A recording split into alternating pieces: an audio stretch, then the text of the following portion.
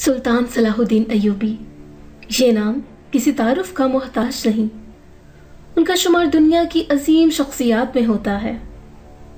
अब उनकी ज़िंदगी के बेशुमार वाक़यात और कामयाबियों से वाकिफ़ होंगे। आपको ये भी मालूम होगा कि उन्होंने सलीबी जंगों में कमाल किया था।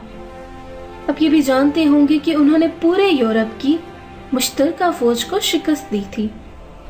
अब यकीनन ये भी जानते होंगे कि उन्होंने किबला अव्वल बैतुल मुक़द्दस का कब्जा छुड़वाया था। आपको ये भी मालूम होगा कि उन्होंने अपने दौर के मशहूर जनरल रिचर्ड अव्वल को शिकस्त दी थी। आप ये भी जानते होंगे कि वो मिस्र, शाम, फ़लस्तीन, यमन और लबनान के हुक्मरान रहे। आपको ये भी मालूम होगा कि वो नस्लन कुर्द थे और वो अपने दौर के बहादुर तरीन इंसान भी समझे जाते थे। और आप यकीनन ये भी जानते होंगे कि मुसलमानों के वो पहले जनरल थे जिन्होंने यूरोप के ईसाइयों को शिकस्त दी थी। लेकिन आप सुल्तान सलाहुद्दीन अय्यूबी की ज़ाती ज़िंदगी के बारे में शायद ज़्यादा ना जानते हों। सुल्तान सलाहुद्दीन अय्यूबी ज़िंदगी में बेहद सादा, रहमदिल और गरीब शख्स थे। अपने दौर की 4 अमीर तरीन रियासतों के मालिक उस शख्स के पास कोई घर नहीं था।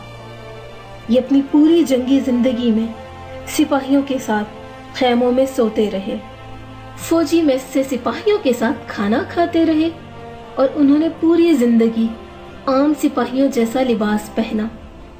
उनके पास किसी किस्म की कोई ज़मीन, कोई जायदाद और कोई बैंक बैलेंस नहीं था। वो पूरी जिंदगी हज करना चाहते थे, लेकिन वो ज़ादे राह के लिए इतनी रकम जमा ही नहीं कर सके कि दमिश्क से मक्का जा सकते। और वो जब 55 साल की उम्र में फोत हुए तो उनके घर में सिर्फ 47 दिरहम थे और इस रकम से उनकी तदफीन तक नहीं हो सकती थी।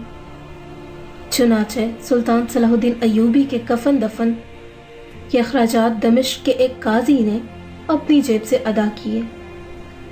सुल्तान सलाहुद्दीन अय्यूबी के दोस्त और रिश्तेदार अक्सर उनसे कहते थे कि आप अपने लिए भी कुछ बना लें, लेकिन सुल्तान का कहना था कि दुनिया का माल दुनिया वाले के मरने के साथ ही खत्म हो जाता है।